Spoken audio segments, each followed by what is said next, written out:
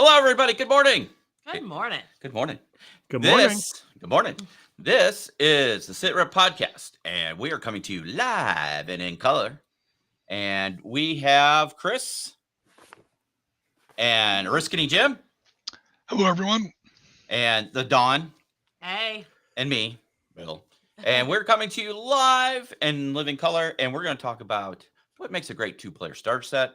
We're going to talk about the marketing genius of Games Workshop, and I'll explain more on that in a minute. And we might ramble on about other things and talk about historical and other nonsense.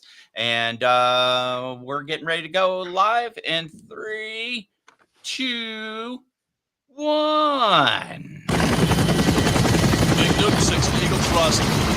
Put on War off. Sing it loud. This is a Romeo Foxtrot. Shall we dance? You are listening to the SITREP Podcast, your source for everything related to historical wargaming. Whether you are looking for the latest wargaming news, reviews, painting tutorials, or playthroughs, you will hear about it right here. So grab your favorite beverage or brush and let's hit it. Okay, we're back. Let me bring the chat alive and in living color. I don't know why I have living color stuck in my head today. But hello, everybody. It's that time. It's been a while, and it's a busy weekend. It should have been a really busy weekend for the SITREP group because we have 2 conventions going on this weekend. We'll talk about conventions as well. Mm-hmm. Marty is out and about at Autumn Wars in Bannockburn, Illinois. Bannockburn. And we were supposed to be up in Lake Geneva at Dragonfall. But instead, predictably, surveyors showed up at my hospital. So I just got back from Florida last night. Yep. And so we're not there. We're not there. So, but next year we plan on being there, hopefully. God willing, the flood waters don't rise. Well, that's there's that too. Too soon. Yeah. So, we'll be broadcasting live throughout the show. So we are a platinum sponsor of Dragonfall. It's a charity convention, gaming convention. One of the people that organizes it is a good friend of ours, Matt Sears. Mm-hmm. So, Matt, hi. And we'll go from there. So, as tradition, what have we been up to in the world of wargaming? Chris? Or just gaming. So last week I helped support our local Holy Hammers. Steve Herner, he ran a event up at Grognard Games in Batavia. Mm-hmm. We brought 4 tables, and he had a small narrative play for Age of Sigmar as a preview of the upcoming Holy Havoc, Holy Wars that's coming up. Nice. Very cool. Very cool. I did very well. I didn't spend as much money as I could have. That's always a good thing. That's a win. Mm-hmm. Yeah, 6 hours in a hobby shop is really hard not to spend a lot of money. Right? That's true. Exactly. Mm-hmm. Is that anything else, Chris? Did a little painting, just a little. Okay, cool. Jim, what's going on in your world, sir? Well, you guys see most of what I do on the channel. Market Garden, of course, we did for the 75th anniversary. We also finished up our Desert Storm and knocked out about 35 miniatures in the month of September. So all that was posted on our Discord and our Facebook. So yeah, pretty much that right there. There you go. And the scenario for Market Garden, that was really good. Thank you. Yeah, it was really good. And I guess Major, what's his name? Doesn't have to cross the river. Actually, he does. Does he? Yeah, Rasmus went for the railroad bridge, and I blew it up. Oh, that's right. Yeah. Yeah. The Germans did succeed in their demolitions role. Yeah. Very cool. No, it was really good. Yeah. And then your 7 days to River Wine. I can't talk this morning. Use your words. Word. The river wide? Not yet. Yeah. It's only 10 in the morning. But yeah, the Marines Do you ever That's the second time I've run El Jobber, and the Marines have lost both times. I've run it in 7 days, and I've run it in Panzer Leader. They've lost both times. It's a tough mission. Yeah. Do you ever get tired of painting all that desert camo? We're a modern warfare channel. You have to make friends in the desert. That's true. That's true. Yeah. Okay. How about you? I've done nothing. Yeah. Nah, I've done a little reading, and it's going to segue into the GW marketing thing. But also, we're going to do an unboxing live when we talk about 2-player starter sets, because I want Jim's opinion on something. And other than that, how about Captain Winters? How's he doing? Well, he's got his highlights on. I am ready to start the uniform on him. I'm looking at him right now. He's sitting over there on the painting table. He just waved hi. Yeah. He looks strange with all the tinfoil in his hair, though. Oh, Jesus. And morning, Jen. It's I just can't with you, Chris. And to be honest with you, Jim, I'm kind of really nervous about the next step of just putting down the base of the uniform, because if you look at different color schemes in different where you can find colorized pictures of World War II, the uniforms are not a universal olive drab, right? There's browns, there's these different shades of greens, and it's like I want to make sure I get it right, or as close to right as I can. So, but if there's not a right color, then you can't get it wrong. Well, American uniforms in World War II were a lot more brown than people realize. Yeah. You have this idea of like this olive drab, but I just finished that army of 28 millimeter U.S. infantry, and I can send you some of my research materials, but it's mostly for early war, like Tunisia, stuff like that. I figured what I do, Jim, is Osprey makes some pretty good uniform books. You know, the color where they look at the, you can have colored drawings of the different uniforms, and go with that. Oh, I've got about 30 Osprey books. If you're just looking at the colors, if you're just looking at the pictures, they're not too bad. Yeah. So that's what I'm thinking. Dawn didn't get the shirt memo. Damn, Jen. Second time. You're getting crap from them already this morning. I promise. Yeah, but you know what? She's not looking at she's not looking at our backstage Skype conversation. She has not been in my office. Here. Nice. Yep. I told her there was a uniform policy. Oh man. Well, make me a black shirt. Can you tell who wasn't in the military? Yep. Right. Never claimed to be otherwise. I bring the nonsense to your group. This You're is welcome. true. Anyway, Dawn, how about you? Well, hey, real quick before we go, I'm sorry. You were talking about the Osprey books. AK Interactive has some good material on that as well.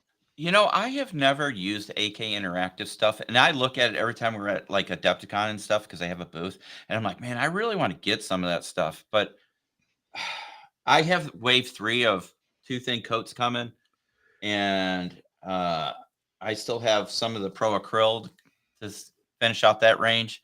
I'm like, do I really want AK? But you don't have to have, obviously, you don't have to have everything. Chris, who are you talking to? Yeah, I know. Channeling Marty here. He took a class up at Adepticon. It was a diorama class, and they used strictly the AK diorama stuff, and he's like, that was good. He goes, you pay for it, but it was good stuff. Yeah. And to Nomad 1166's comment, I mean, most of us were in the military. How many times were we standing there in our like that 4-color NATO woodland in formation, and how many different greens and browns were in that? True. Yep. I mean, everyone. How long you been in the sun? How old the uniform is? What year the uniform came out? What lot number? How many times it's been through the wash? What detergent do you use? Or you do we used to call them junk on the bunk inspections, the wall locker inspections. You lay out all your olive drab socks. It looks like a green rainbow down there. I still have a whole drawer full of green socks, and I don't know how you wear those, Chris. I'm not now. We broke him of that finally. Yes, I am still in my Oh, I Hiking like that, shoes. Ben. Well, hiking shoes, I don't mind. It's just those green woolly socks. Ugh. No, I like them because they're the only socks that actually stay up. Maybe that's the thing that I don't like about, just the old regular white tube socks is, Mhm. You wear them, a few times and then they're like at your ankles all the time. Yeah. Dawn, Yeah. what you up to? This week, literally nothing too. But overall, I'm surprised no one. It's magic all the time because our oldest son Jesse is staying with us these days, and I have been bringing him back into the world of magic, and it's fun. So we've been getting a lot of games in, and he's pretty excited about it, and has picked up 2 commander decks of his own now. So we've been having a lot of fun with that. But that is all I have had time for this week, and that was literally last weekend because I was gone all this week. Yep. And later on, could you explain the controversy about? Gladly, yes. Okay. Oh, you did not. Yes, I can. Here we go, kids. All right. Toffee Ears is in the house. Stop yelling at everybody. Sorry. Goodness sakes. Oh, she can't hear him from here. Right? Anyway. All right. News-wise. Where's Marty when you need the news guy? Screw it. We'll just bypass. Let us go to do we want to do marketing or do we want to do the theme, the 2-player starter set first? Let's do marketing. Let's do marketing.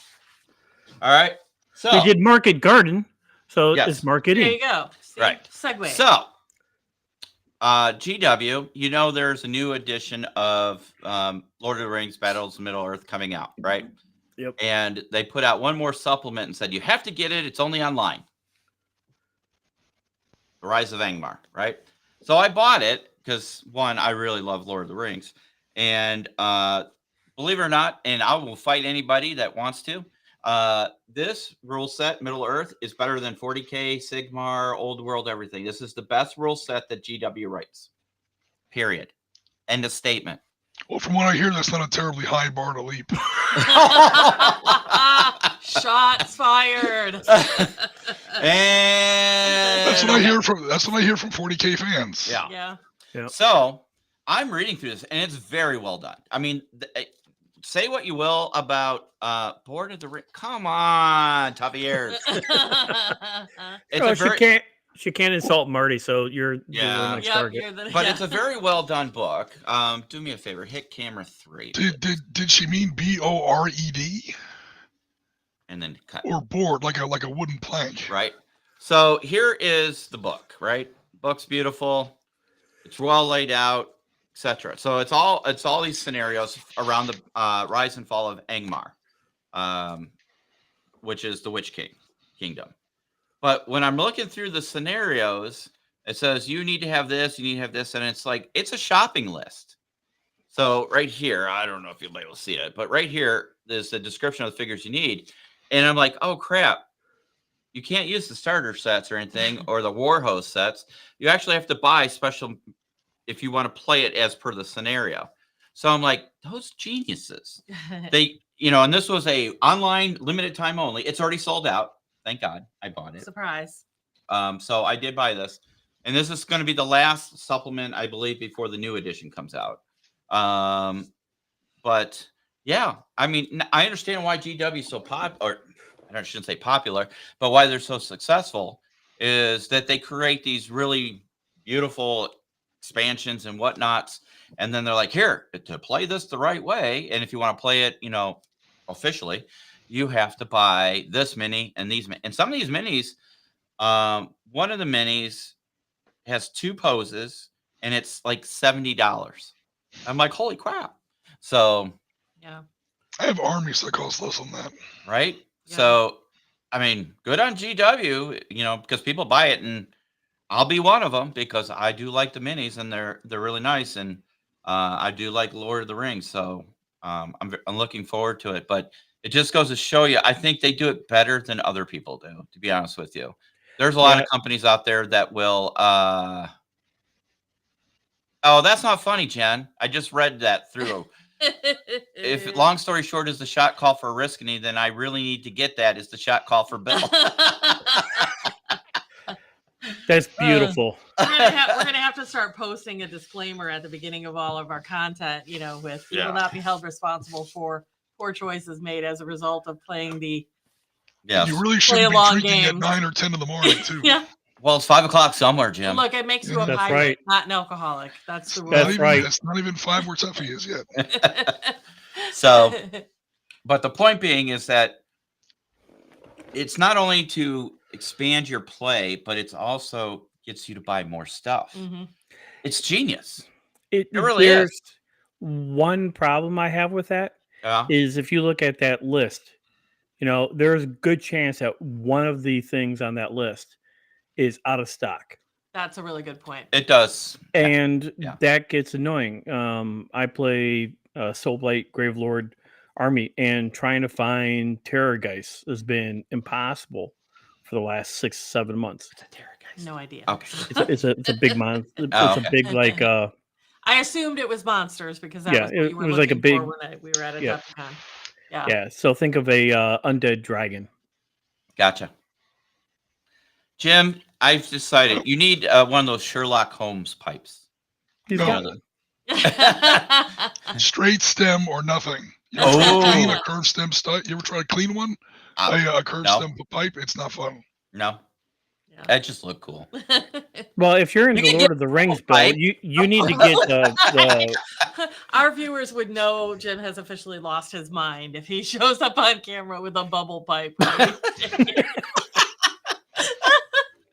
But it if might you- be an April Fool's Day thing, though, Jim. Just There you put it go. on the back There you go. radars. Yeah. There you go. So, Bill, if he's Yes. going to have the Sherlock Holmes pipe, that means you have to have the Bilbo Baggins pipe. I would do that, but Dawn would kill me. Not allowed. She puts her foot down. Unfortunately, you're sleeping when she does it on your neck. Right. Now, if I do the Bilbo Baggins pipe, then I have to play the Bilbo Baggins song by Leonard Nimoy. Shake his head.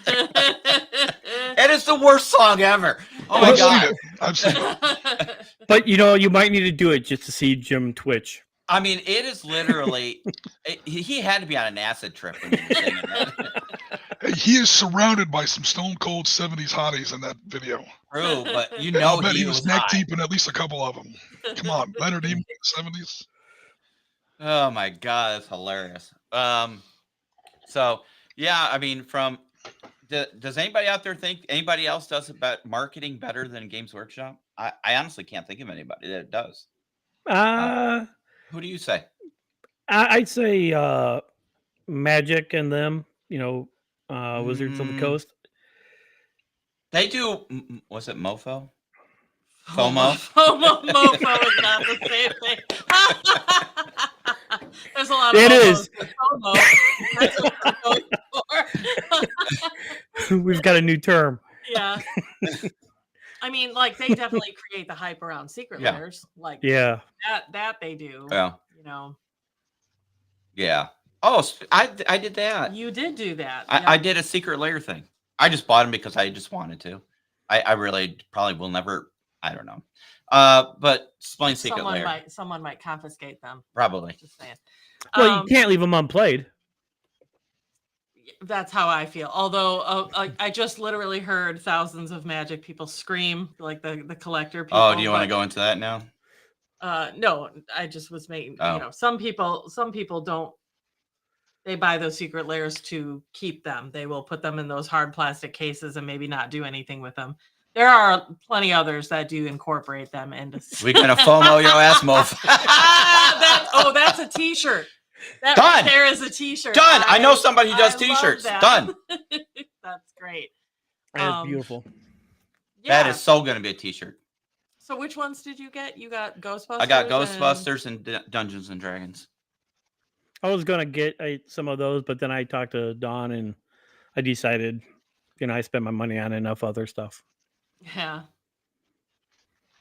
GW marketing policy. Yep. That is probably accurate. We'll let you talk about the whole shenanigans at Magic. Shall we transition into our main? Sure. All right. So, what makes a perfect 2-player starter set? Chris. Alcohol. Chris. Alcohol. What? Chris. No, I'm kidding. I know. Be serious for 2 minutes. The person that you have playing the game with you. I'm sorry. You can't put a person in a box. Well, you can. I beg to They differ. frown on that. Pretty sure that's been done. Yeah. No, it really it depends on who you're with, because you can have a great night with a deck of regular cards, or you can have the best game in the world if you don't have someone on the opposite side of the table that you're having fun with, and it's not a fun game. Mhm. So, unfortunately, the human element is the huge variable there. Yeah. Sorry. No. Jim, what makes a perfect 2-player starter set? Well, I'm only really familiar with one, and it's pretty old. The old open fire set from Flames of War and Battlefront. It was pretty good because, number one, it was modest in size. Because I think for most people, if they're starting off with a 2-player starter set, they're not 100% sure about that game or that genre because they're just starting out. So they're like, let's dip our toe in. So it should be modest in scope. Starter sets are usually for people who aren't 100% vested in the game yet. You're trying to get them hooked. So maybe not have it cost, $300 or $400. Like that open fire set had, Shermans in there that you could build, either the American or the British Fireflies. You could build either version, and Stugs, which were a very common, armored fighting vehicle for the Germans in the mid and late part of the war. They didn't give you any King Tigers or Sturm Tigers or Jagd Tigers, any of the big cats, or their derivatives or variants or anything like that. Sure. It was a nice basic set. Not a lot of parts. It should be basically, it should just be kind of simple to help players get started. Modest in scope, reasonably be priced, and give a good, at least from the historical perspective, give a good representation of the period. It shouldn't have any weird exotic units. Like for the Americans, they didn't give you any Pershings. For the British, they didn't give you any Comets or Black Princes or any of these, weird World War 2.5 stuff that's way out there.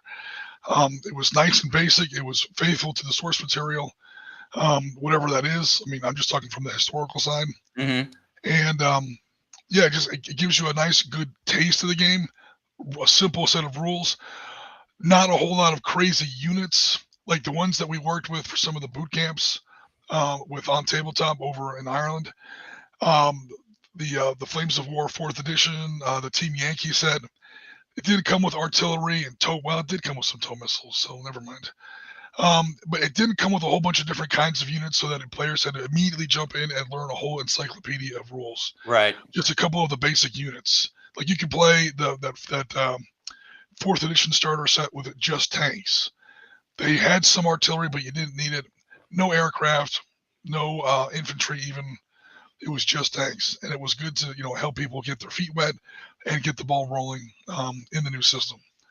And if you're successful and people are into your 2-player starter set, they'll clearly be back and buy additional stuff, because they're going to very quickly see they've got the basic rule book, they've got the starter set. You only need 25% of the rules to play the starter set. There's a whole lot of other options in here. Mm-hmm. Let's start exploring that. I think that's the ultimate objective of a starter set. It's not supposed to give you the whole enchilada at once. Just give me a little bit, get me started. The first one's always free, kid. That kind of thing. Not quite Just a free, taste. but Just a yeah. taste. Yeah. And that's what gets you going. Yeah. Mhm. Done? That's a good point, Jen. I forgot about that BattleTech starter set. Yeah. Yep. The For me- miniatures weren't the best, but again, you want to keep it like that. Whole thing was like $50. Yeah. Granted, this is like 15 years ago, but It's still not that expensive. Yeah. The starter set. Yeah. the minis are okay. But again, you're getting like 30 miniatures for $50 plus the boards, plus the book, plus Yep.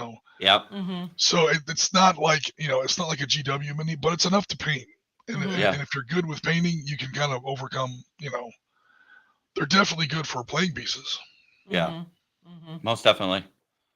Dawn? From my perspective, echoing off of what Jim said, like, I think it needs to be a manageable amount of miniatures, right?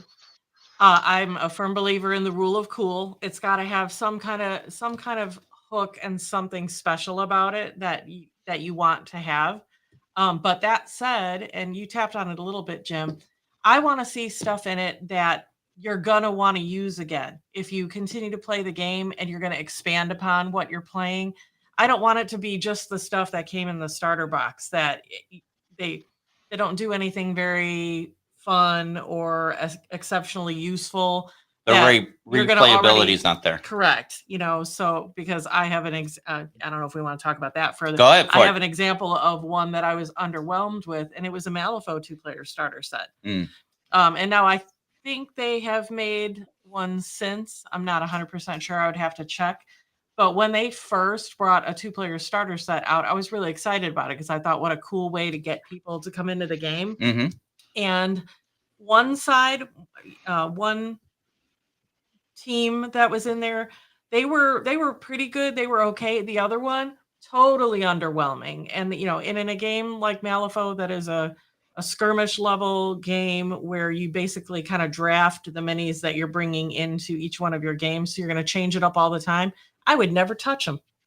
Like, it literally was a whole team available that I would never use again. Yeah. And that fell flat. So the rules were them real good, like their powers or their abilities. Yeah, no, they a couple of them looked downright boring, and they just didn't do anything very, like, I would never pick them on purpose.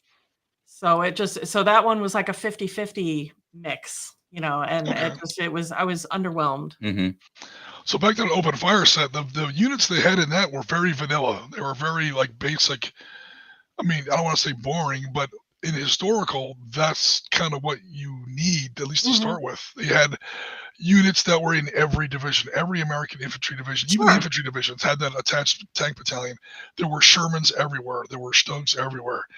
Tigers, Panthers, Joseph Stalin 3s, which didn't come out until after the war was over. A lot of the stuff that other people like to include in their sets or whatever. Yeah, it's jazzy. It's awesome. They got the rule of cool in there. But from a historical perspective, I just painted another Yag Tiger, my first attempt at ambush color scheme. And I don't know why I did it, because I had it and I basically got the miniature for free. Because I've got one other Yag Tiger that I've had on my shelf. I've had it for 12 years now. I've never played it. Not once. 10 years. I bought it for the that very first Battle of the Bulge article series I did. And even though Yag Tigers weren't in the Battle of the Bulge, contrary to what you'll read. And I've never played it. It's one of those vehicles that you almost never get to play. But as opposed to Shermans and T-34s and stuff like that, that's the stuff you're going to be playing all the time. You can never have enough of them. Great stuff to have in a starter set. And one last thing they had in that starter set, to echo off of what Dawn was saying, to have something like a little bit extra in there. It was kind of cheap. It was cheesy, but that starter set also had cardboard terrain, which was just a cutout thing. Here's a poof of trees. It looked like a big green cardboard thing with leaves painted on it or printed on it. But again, it will let you sit down at the coffee table and set up a game, within literally 20 minutes and at least try it out. Yeah. And of course, if you liked it, then you would buy real trees, real terrain, real buildings. It was literally everything you needed to be playing the game. I mean, after you put some of the minis together, like by that afternoon, you could have a quick game. Yeah. Yep. How about you? Go ahead, Chris. I was going to say, and what you guys are both saying about the common units, those of us who've been in the military, it's like the 80-20 rule. 80% of the time, it is the boring day in, day out stuff, right? With a military, 80% of it is just general unit type stuff.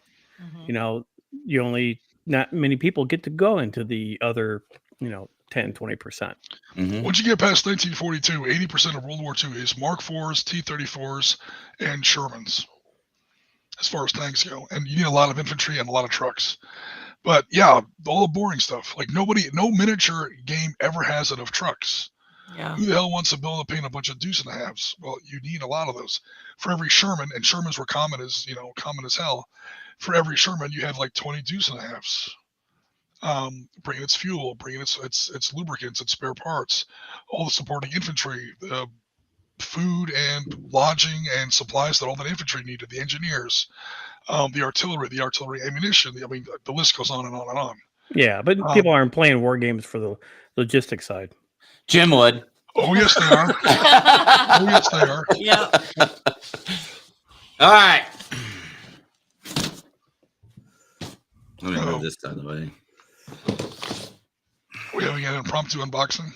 Yes. Well, Bill's trying to cut himself. Tell the kids what you brought. Well, I'm going to show them.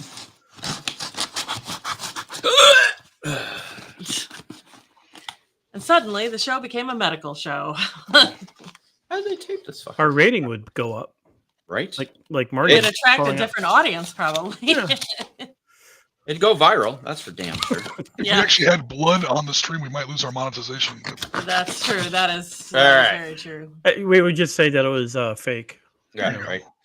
You want to go to the overhead camera, Yep. please? Come on! Okay. This is the upside down. two-player. No, it isn't. It is to you, but not to me. This is No. the two-player. Go ahead. No, I was reading comments. This is the two-player starter bundle for the 3rd edition of Bolt Action.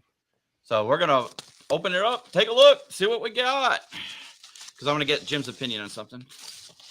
So the first thing we have, my lovely assistant, can you hold it right there for a second? Octoon Bonza. I still don't know what Octoon Bonza is.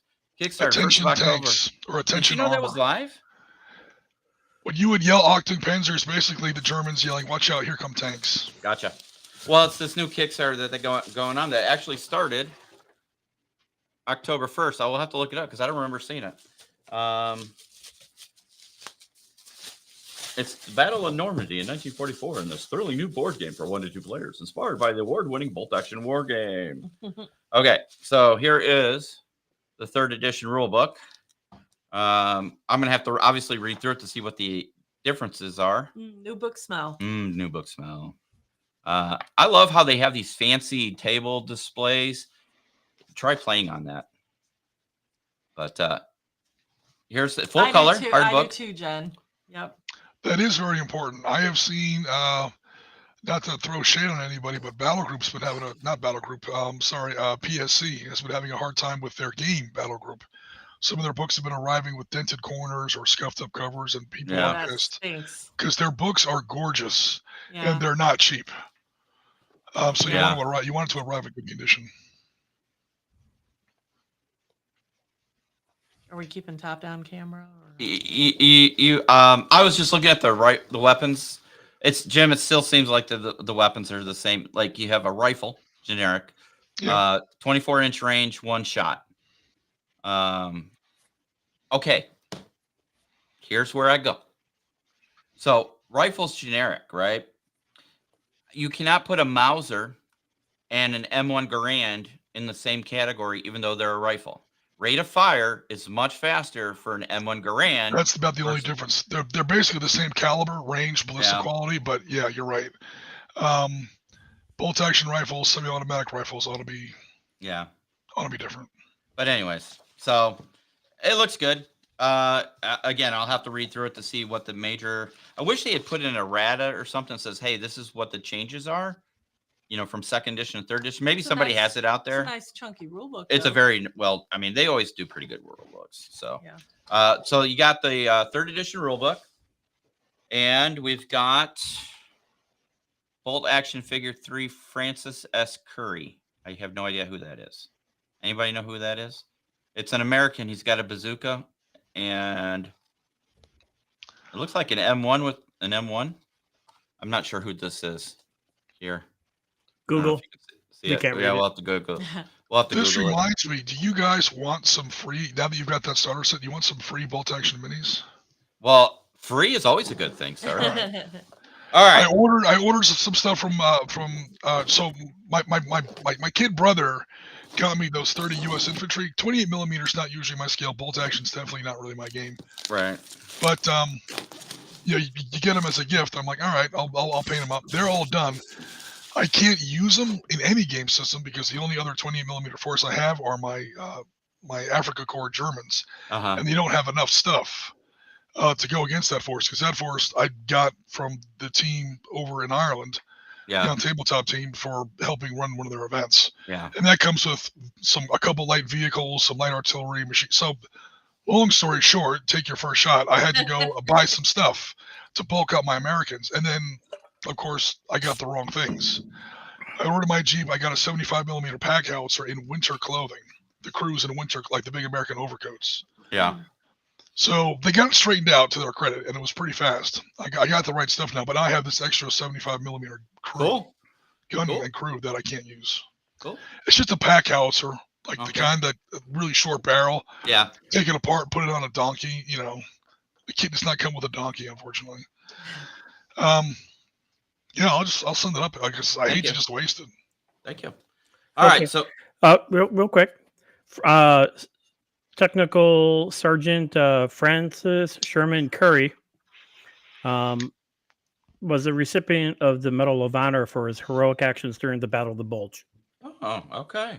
Oh, so you've got winter stuff, so even better. Yep.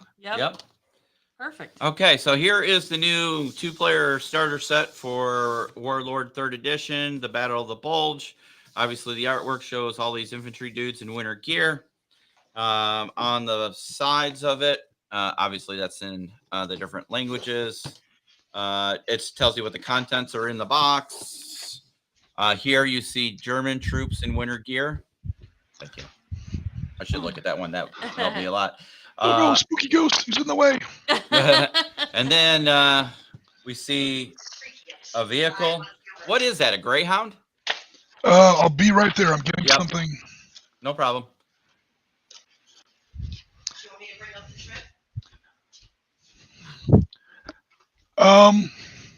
It's either a Greyhound or an M20. I think we asked this before. Yeah.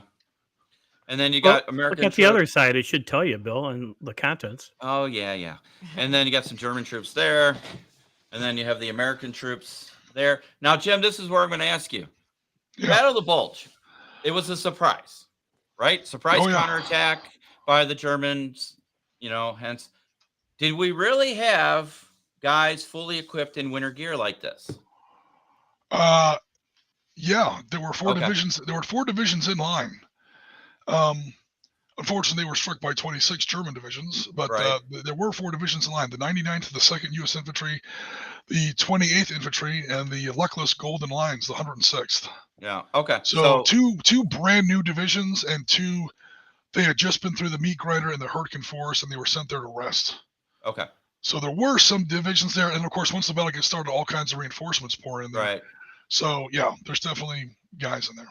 Okay. All right. You see, Nomad said it can be built as either version of the armored car. Gotcha. All right. Oh, so perfect. we pop open the box here. Oh, look, you get a felt velvet bag.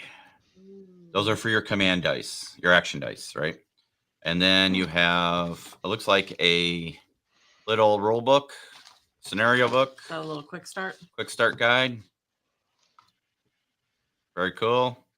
Yep. Shows you how to assemble everything. Yeah. And it showed right there, Greyhound. Yep. So. Yep. Scout car or the Greyhound.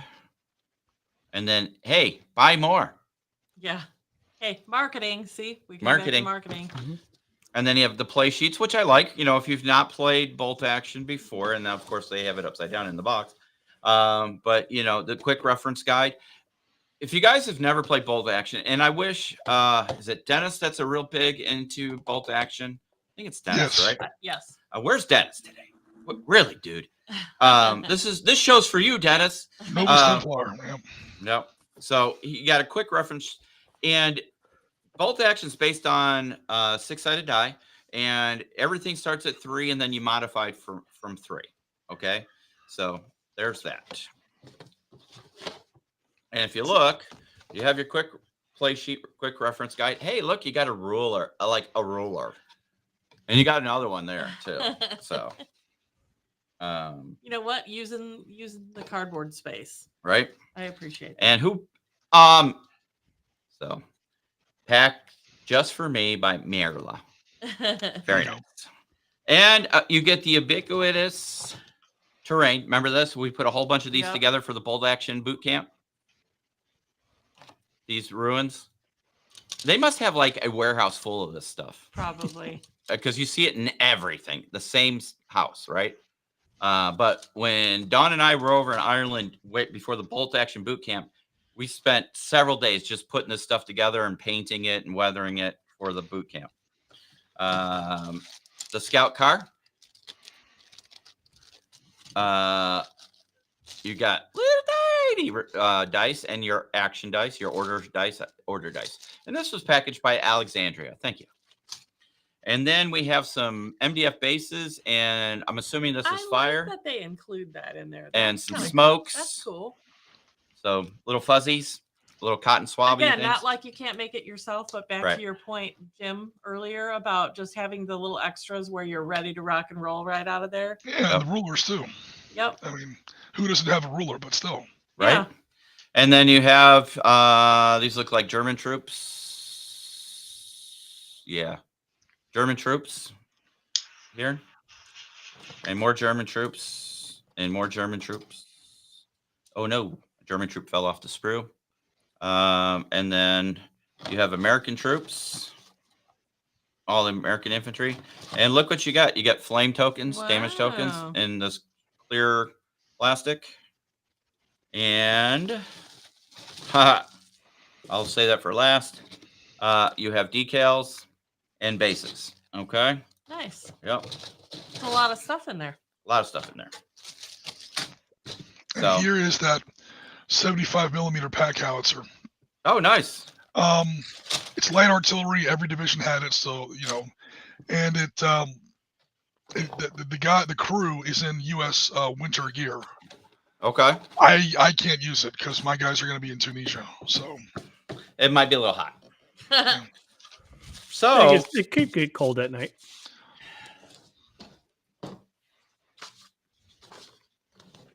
Was this supposed to be autographed? Now that I think of it. I don't know.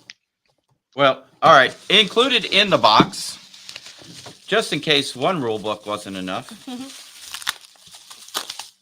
you get the soft cover version. That's cool. Right here. So here's the soft cover version. And it's essentially the exact same book, just in the smaller size. And so 2-player starter set. Yep. In theory, each of you can have a rule book in it. Well, if you just buy this 2-player starter set, you're going to get this book because I bought the bundle early release. I got the hardback version as well. So there you go. Are they identical except for size? I believe so. Let's look. Go to page 324. I don't think there's a 324, but we'll look. How about 283? Okay.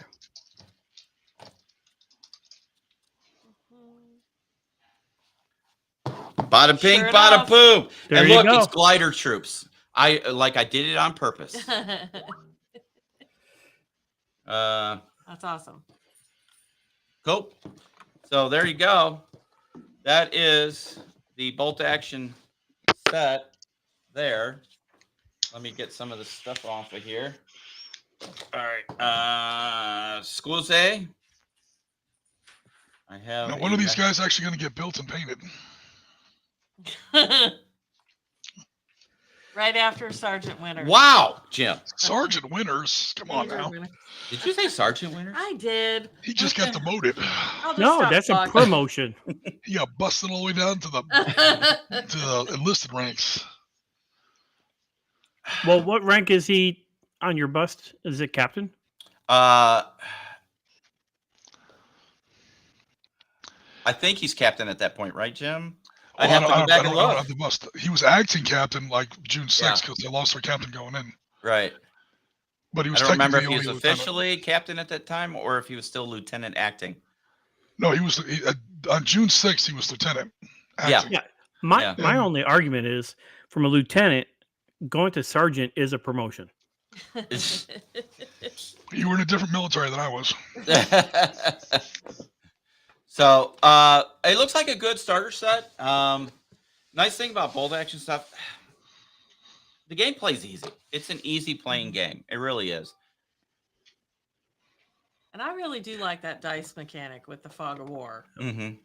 You see, I've never played it. You have our other starter set. I know. Okay. I Again, think you'd like it, Chris. And you have that game place you go to. Take it with you and get somebody to play with you. Or have Marty play with you. that's wrong. I know. I was like, maybe don't say that again. The dice throwing Alright. mechanic is actually pretty cool. It is. I do like it. It does add that, oh crap, I had this plan, now I'm not going next, and but it's good. Keeps the game from going you go, I go. True. Mhm. And especially with the dice tokens, or I should not the dice tokens with the order dice, because as you put the order dice down, it's not just this unit has activated, it's what this unit did. Yeah. The 6 sides of the dice have the 6 basic orders in the game, Yep. so you can kind of stand back, kind of close your eye and tilt your head a little bit. And you can actually see what you and the opponent are doing on the larger scale. Like they're holding on the left and they're pushing on the right, or they're pinning us down in the center and they're moving it on the wings. Yeah. So yeah, that's especially later on in the turn when more dice have been set out. Yeah. Truth. Yeah. Yep. Truth. So a good starter set for me is you get a complete rule book, not just a quick start rule guide. Yep. Truthfully, because it never fails. You'll be in the midst of a game, and the quick start rule guide won't cover something. Yeah. Lord knows we have seen many an example of that really needed to be expounded upon, or And the rules need to be clear and concise, right? 2, if you're going to have multi-part miniatures, they need to be easily assembled by an inexperienced person, right? They can't have a whole bunch of fiddly bits. They need to be fully assembled very easily, okay? Because nothing will turn people off more than if they're trying to put stuff together and it just doesn't work right. They'll go, screw this. I'm done with this. And yes, you need to have a little bit of terrain in there to help enhance the play experience. Mhm. Other than that, it would be nice if the plastics were in 2 different colors for those people who don't want to paint right away, Yep. Yep. so they can play. You Which take frankly, that back since to they- the Civil War box from Warlord, from them. Epic. Yeah. Yeah, they have blue and gray. I'm Yeah, kind of surprised thank that God. they didn't do it, being that they included that sheet of red of like the fire markers. It's like they thought that far through. Well, you got to remember costs. Yeah. When you start adding different color plastics, so you're increasing your cost. If you're using one type of plastic, it's that cost, right? Cost save. But and it would be nice. Well, I mean, that's not imperative. I was going to say some kind of play mat, but it really doesn't matter. What was the price point on that I don't starter set? Do remember. you remember? Let me look it up because I don't remember. To be honest with you. Don, he's gonna go buy more stuff. No, I'm going to just check my email. My asking that question would have no direct impact on that whatsoever. Yeah. No, I think It's $200. that's pricey, actually. What do you think of that price for what you found? Well, that was this starter set. Uh-huh. Was 200. That's with the bundle? hardback. Yeah. Let me see if I can find just the actual starter set itself. Let me go into there. And that's the other thing. A starter set has to be affordable. Mhm. I don't know what that's the word I was looking for. So But in Yeah, theory, like- if you and a friend went in on a starter set together, be $100 a piece for what you're looking at. there. Yeah, How do but- we feel about that relative to what we saw? Well, I- I think that what he got was good because then you've got 2 rule books, Mm-hmm. which is what you kind of need if you're sharing a starter set. Mm-hmm. Because you could share the rule book when you're playing, but you can't share the rule book when you're at home, separate, painting and assembling. Right. That's So very true. the set I bought was $200. If you buy the starter set without the hardback book, it's $150. So the book is $50. All right, and you got 30 men per side. And you have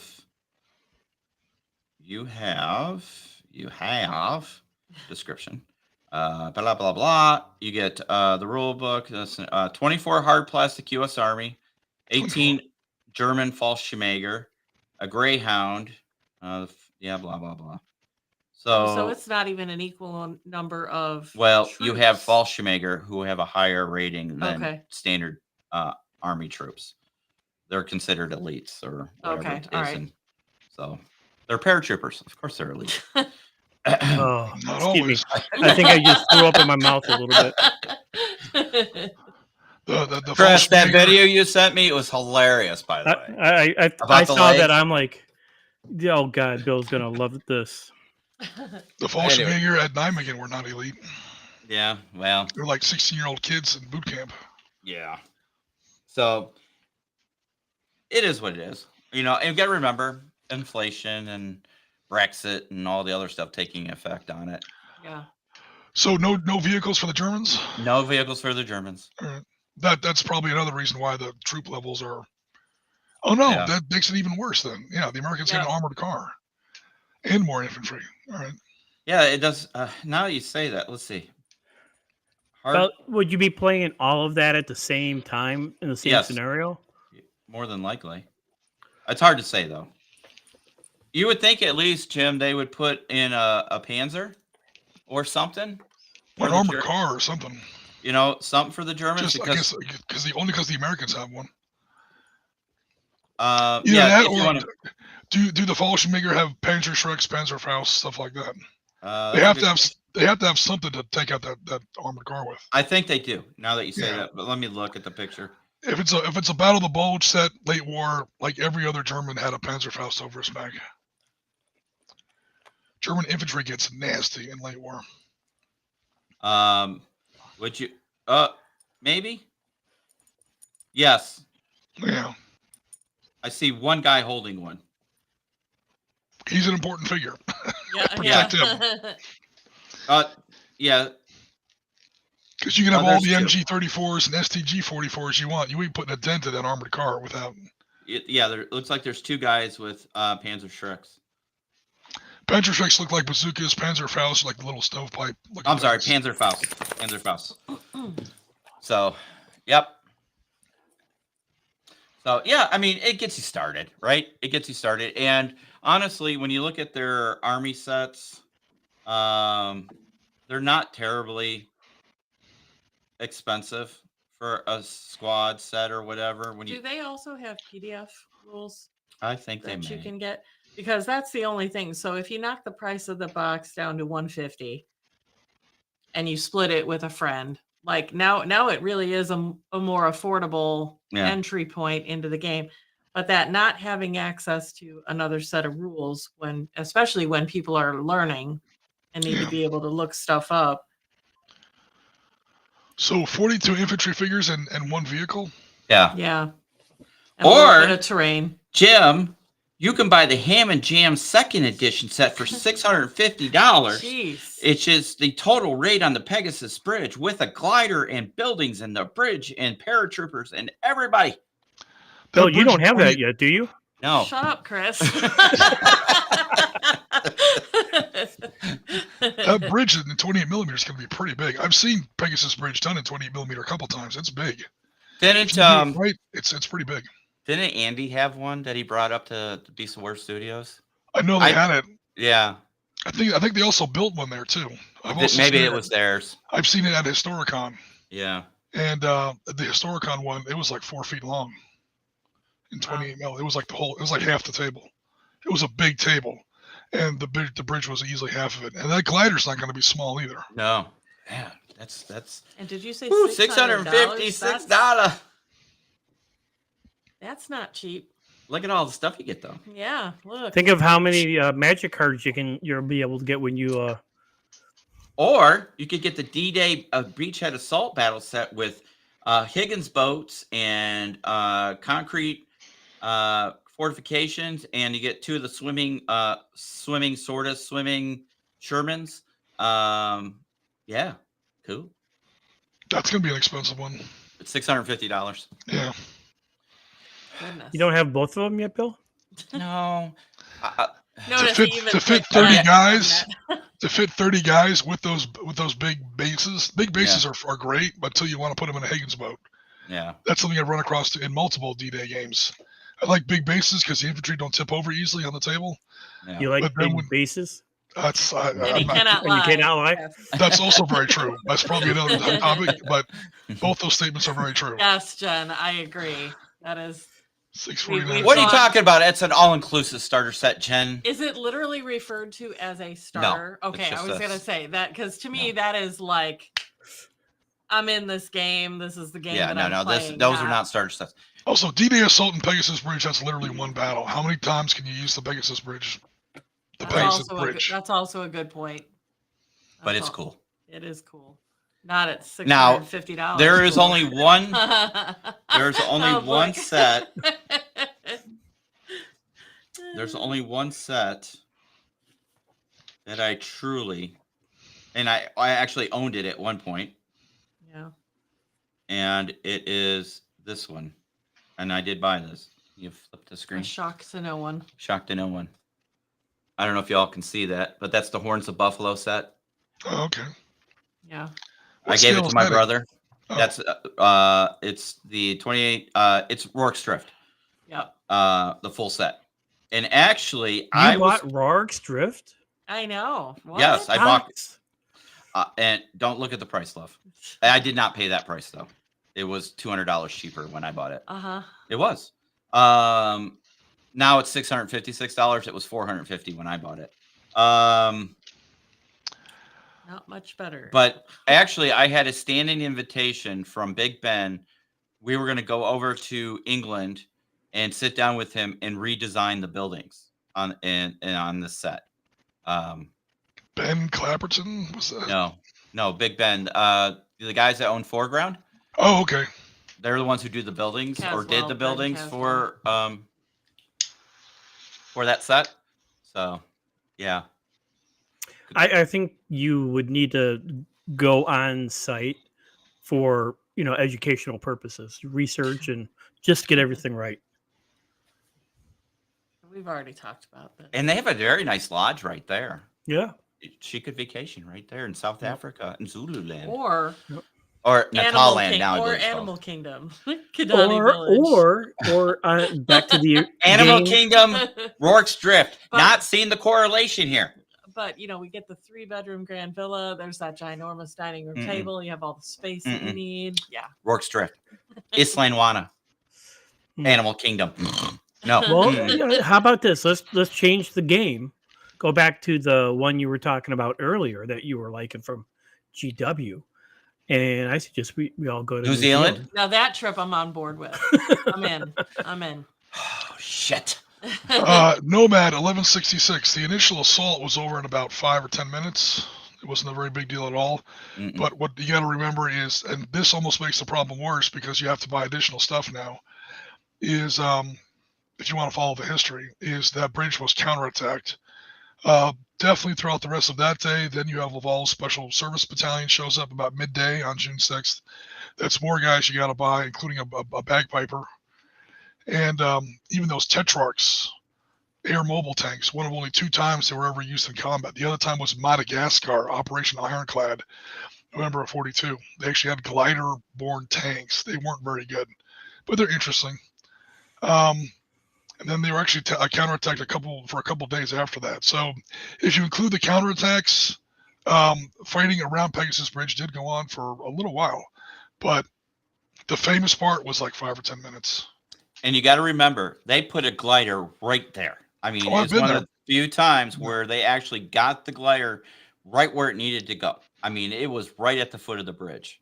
So Yeah, when you actually visit the site, the bridge that was there at the time is no longer there. They disassembled it.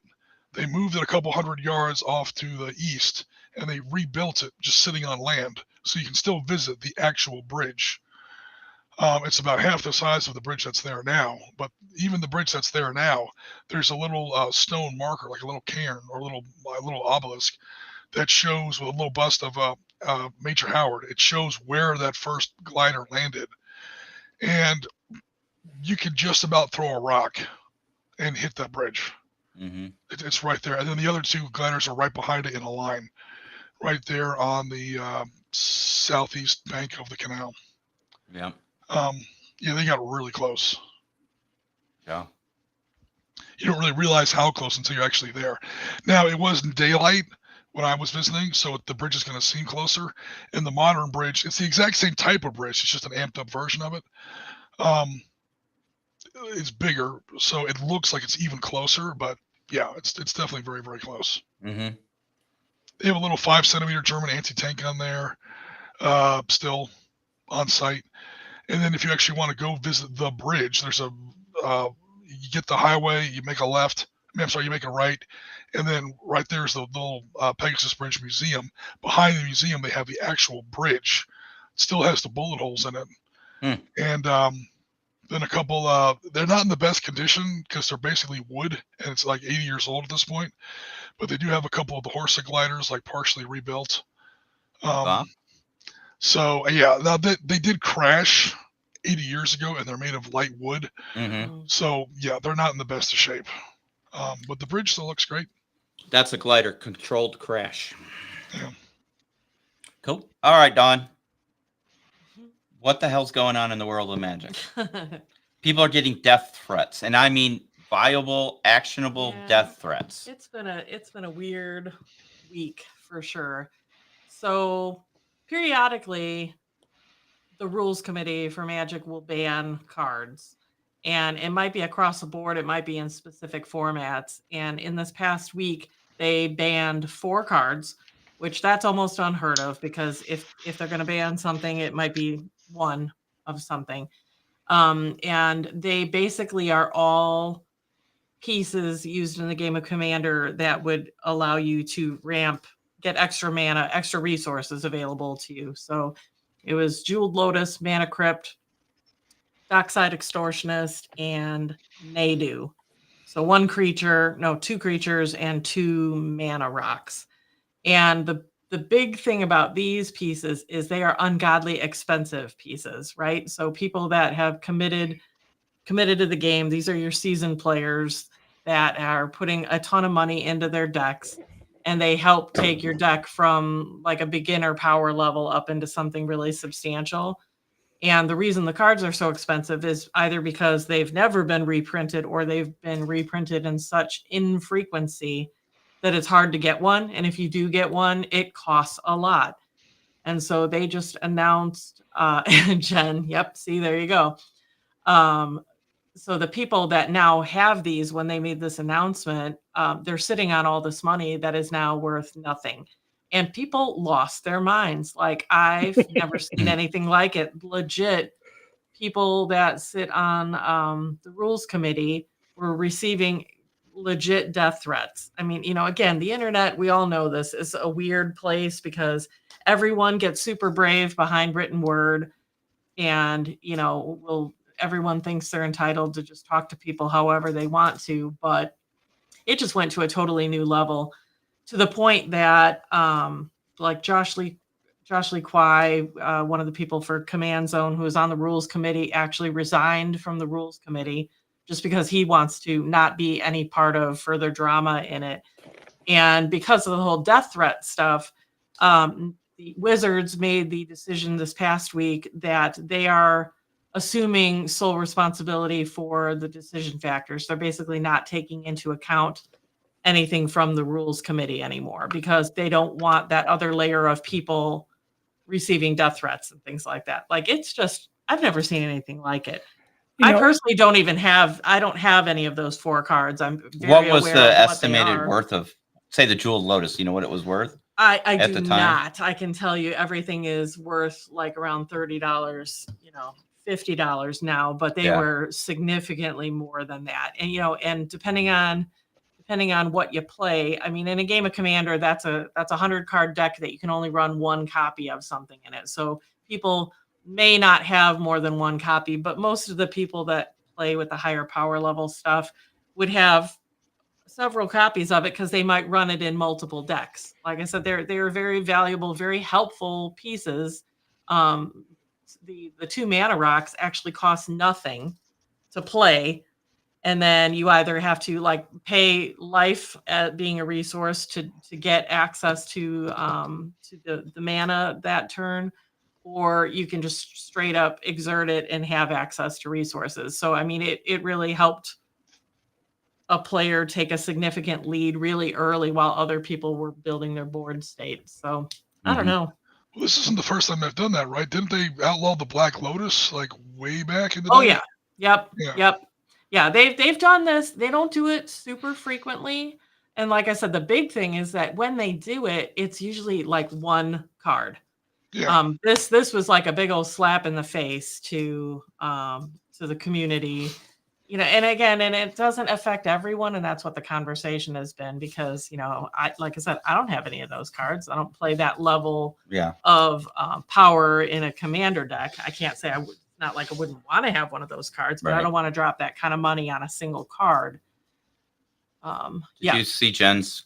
That's a good question. I don't know how to answer it. How do you answer that, Dawn? Why would they ban a valid card? So again, it literally comes down to they try to take a step back and look at the format of Commander.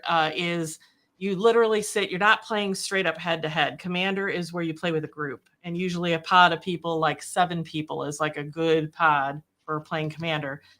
And by taking a handful of these cards out of the realm of consideration at a table, you're kind of helping level the playing field, because Commander, some of the cards are just overpowered. They are. And, you know, and your average person, the thing about Commander that's really cool is that it is meant to be a more casual format. You can play it any way you want to play it. If you're playing with a group of friends that like to be super aggressive, so everybody's bringing a super aggressive group, that's great. That's your group's choice.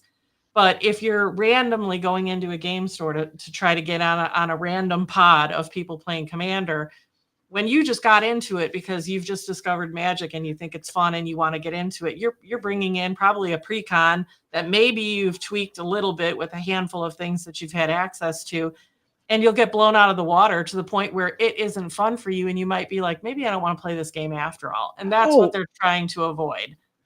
Like Joey playing you, Chris. Yeah, I was just going to say that. Yeah, so yeah, look at that. Okay, thanks, Jen. Yeah, Jeweled Lotus is now $149, and that is a reasonable price for Jeweled Lotus compared to where it's been. I mean, so now one of the things, if there was just a whole bunch of people that were upset, you know, when there's a lot of pushback in the community, you know, places will, you know, take that into account, and sometimes they'll reverse their stuff. Yeah. But people out there don't do death threats, because that's counterproductive. Correct. Because at that point, they better not reverse themselves. Well, and think about that. So I was just listening to a Command Zone podcast with them kind of talking through all of this. And so when they announced this ban, people that then were sitting on these high value cards very quickly went to try to offload them right before the, you know, because the prices are just going to continue to drop, because now you have this card that essentially isn't going to be worth a whole lot of anything.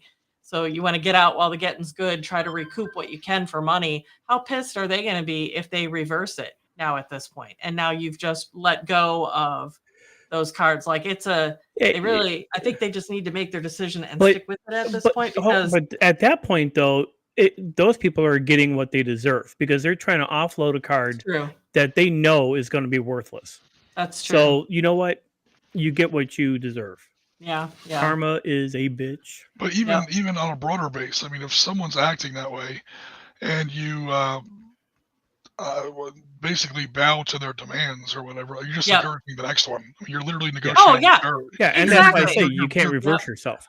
But negotiating with terrorists at that point. I mean, not to get overly dramatic, but if you're threatening to literally kill someone, even if you don't really mean it, I mean, that's basically terrorism. You're trying to scare somebody into doing something that they don't have to do.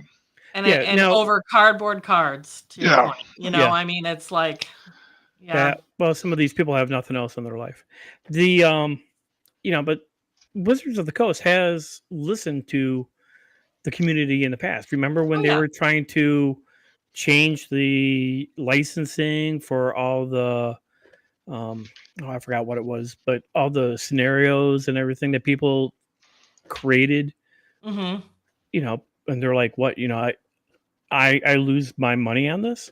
Yeah. And so no one's going to do this anymore. So there's so much pressure and backlash. Mm-hmm. That was an effective one because they reversed themselves.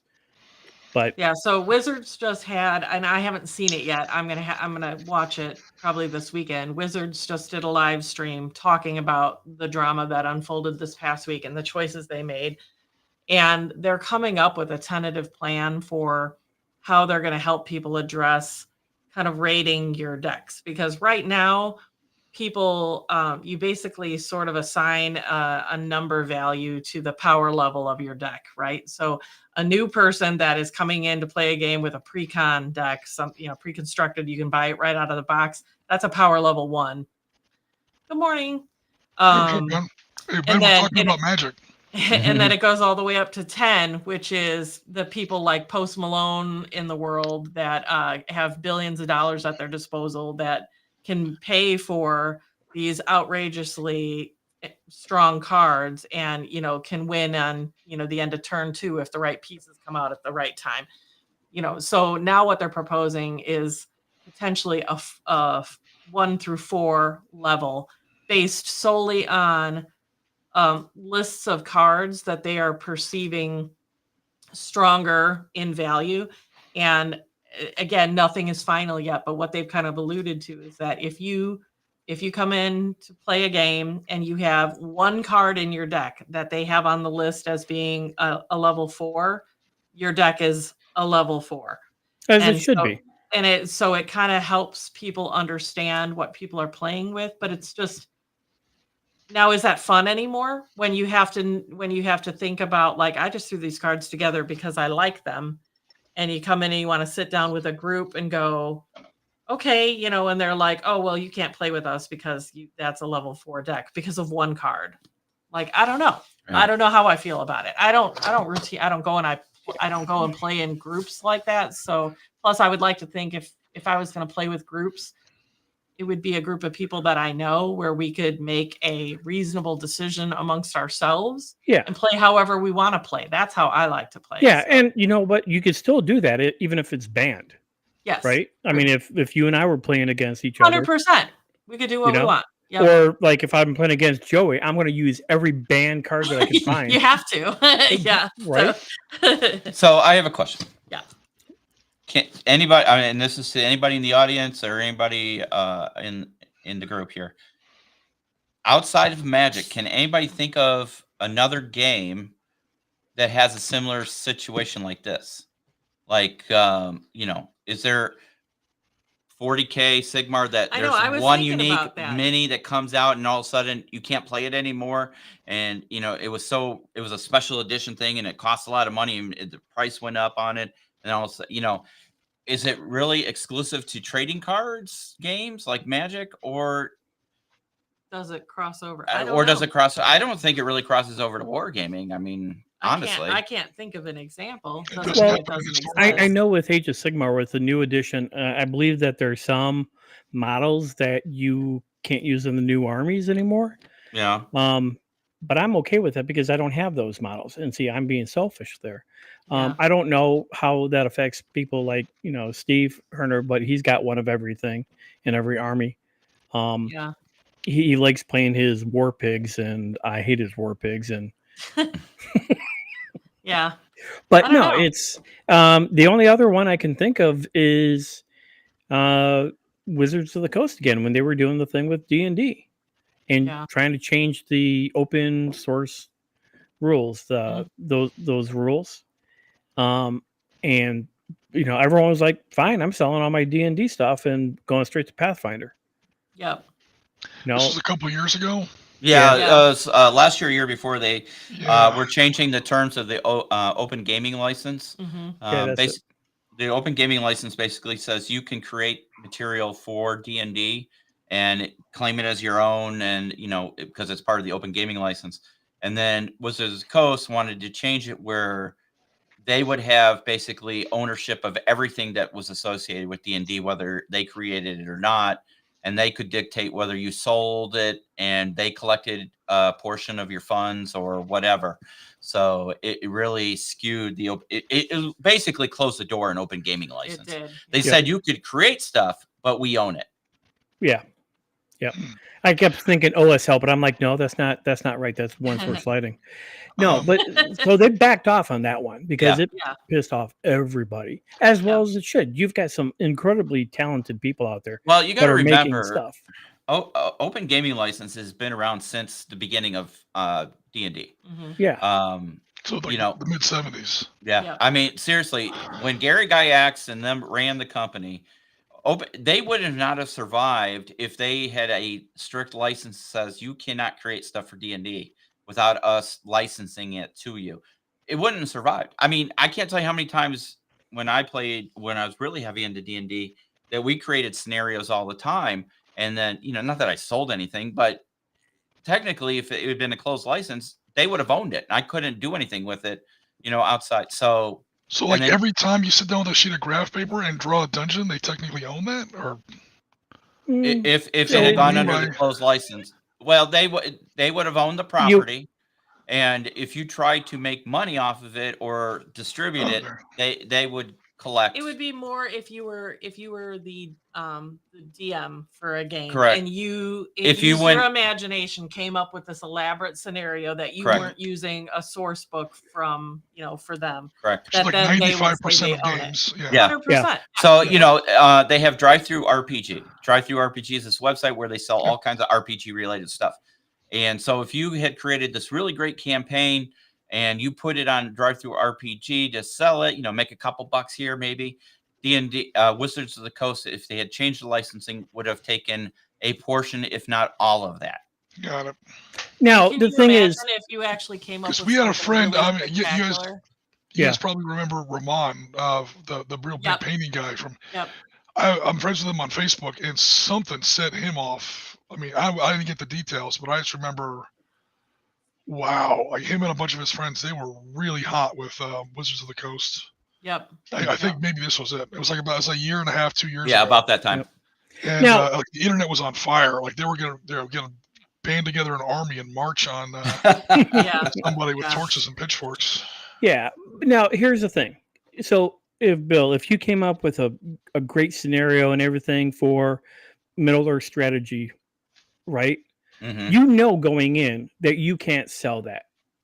Correct. Because that IP is already owned by Games Workshop. Yep. Who has great lawyers. And so that going in. But you don't say, okay, hey, everything's open, and then change it. Right.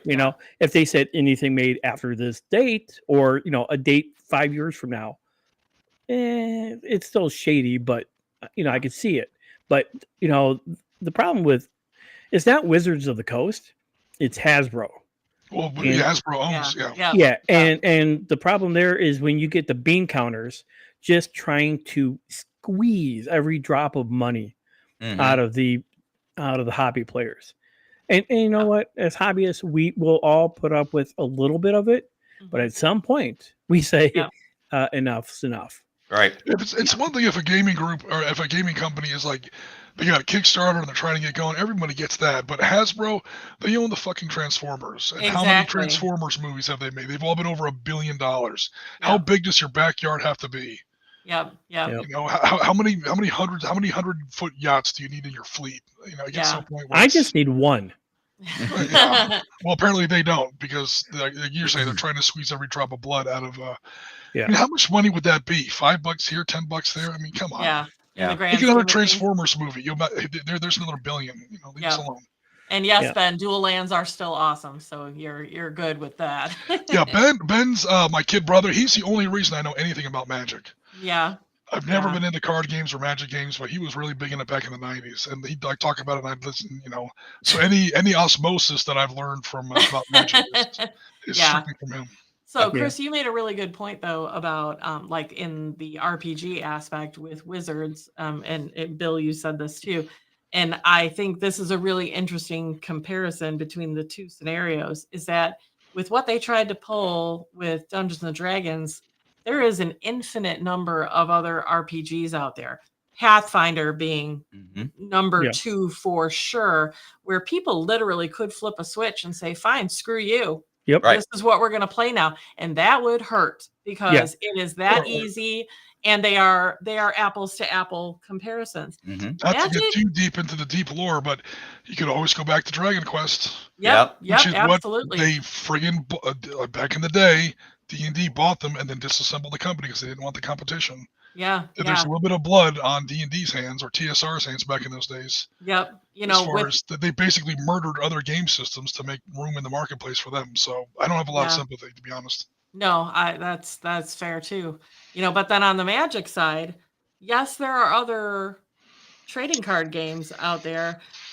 Pokemon. But that game is so different than Magic, though. Magic players aren't universally going to go, you know what, screw this, and switch over to Pokemon. Right. That is not an apples to apples comparison. Well, first off, it's not the same thing because your cards don't come over. Correct. You know, but for D&D, you know, if I go from D&D to Pathfinder, all the minis I've painted and everything, you know, 90% of that stuff will come with me. Yep, that's true. That is true. Or you could go back to old school rules. Yeah. You know, you have OSR. We played that with Scott. That's what we used was the old One-source lighting? Yep. No, OSR. You're just really hung up on that. Yeah. I am. I mean, and if you really want to stick it to the man, you just drag out your second edition AD&D. There you go. I was waiting for it. And you play it, man. Where's that Thaco? Yep. Remember the Thaco? You got to do that Thaco, baby. We're going to roll that Thaco. Yeah. Now, I have to tell you, I've been playing the 2024 rules, and I like it. And a lot of people are like, you know, first there was some pushback, as there always is. People are, you know, adverse to change on some level. But the new books are exceptional. And then why aren't they selling, Chris? I don't know. I've bought 2. I sold one, but you know, I don't know, because people, it's only minor changes. So I think it's not going to be a big push all at once. You don't have to go to the 2024. Not only that, some people are thinking, why do I just get the one book when the other 2 books aren't out yet? At least get the Dungeon Master one out sooner, because you know, if this is going to be a big change in how conditions are run, how grappling works. Well, all those fine details are in the Dungeon Master's book, which is not out yet. Right. So it's like some of the stuff you're guessing. So, I mean, there's no perfect way of putting this stuff out, you know. I mean, I haven't played a role-playing game seriously since the Thaco days of D&D, but or at least not D&D, I should say. I haven't played D&D since those. I was going to say, you've played some RPG there, Jim. RPG. That's true. Old HK Ops, which is basically a ripoff of the game I was going to reference, which was the old White Wolf series. Yeah. Vampire the Masquerade, Werewolf the Apocalypse, Mage the Ascension, Wraith the Oblivion, and we don't talk about Changeling because that game's weird. Demon the Fallen, stuff like that. And they had a big reset in 2004. They're like, all books are now obsolete. Like literally they literally blew up the world. I mean, granted, the game is Werewolf the Apocalypse. You're marching toward the end of the world. It's one of those 5 minutes to midnight kind of games. And then they started off with the whole Requiem series. And that never really took off. Mechanically, it was a little bit better because they had more information on how to, but then, sure enough, it's under new ownership now. And the first thing they did was they took it back to the original setting, which they then wrecked. Like the latest 5th edition Werewolf, they killed off half the tribes because they're culturally problematic, which is bullshit. Here we go. Yeah. Here we go. Let's not bring that up. They got rid of the Fianna because, you know, it was an Irish stereotype. Well, first of all, Fianna aren't Irish. Irish, Celtic, Gaelic, the Breton in France, the Navarre in the Navarre in Spain. You know, wherever there's Celtic or Gaelic, cultures. I mean, it's not. I think these people didn't get a close enough look at the cultures that they were talking about. And the great thing about those games is it doesn't take place in a fantasy world. It takes place in our world. Yeah. So, like, I think Jen has some ideas on or feelings about this. The Jersey Devil. Like, why is there a Jersey Devil? Like, who was really Baba Yaga? No, not Keanu Reeves. I'm talking about the real Baba Yaga. The old, they go into the folklore of all these cultures. Is that they really went into the cultural backgrounds, and now it's all problematic because stupid. Okay. Hey, so later on, I've got a question for Don because you brought up something, and it's a Polish question for you. But go ahead, Bill. He's holding his breath. Go. So, drow elves are dark-skinned elves. Okay, Yeah. it's a fantasy world. You people, get over it. No. Okay, nobody is saying bad things about anybody. The lore is drow elves have dark skin. Okay? Get over it. For a reason. They're in the Underdark, and you don't want to... Yep. People, it's a game. It's fantasy. I don't need somebody to tell me it's not culturally sensitive. I don't need somebody in there to say it's triggering.